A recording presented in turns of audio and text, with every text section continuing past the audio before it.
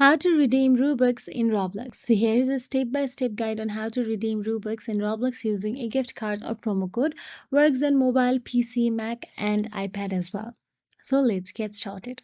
First of all you have to do is open the any web browser according to your preferences. So here I am logged into my roblox.com.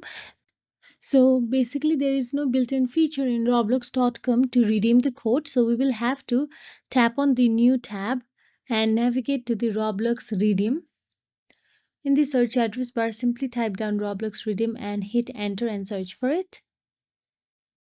Now once done so, all you have to do is tap on the Roblox gift cards option available at the top. Make sure that you are logged into your Roblox account. Then you can see redeem code option available at the top right corner of your screen. Now what you have to do is type the pin code into the box and tap on the redeem option available there. So that is it. If you found this video helpful, please like, share and subscribe our channel, and thank you so much for watching.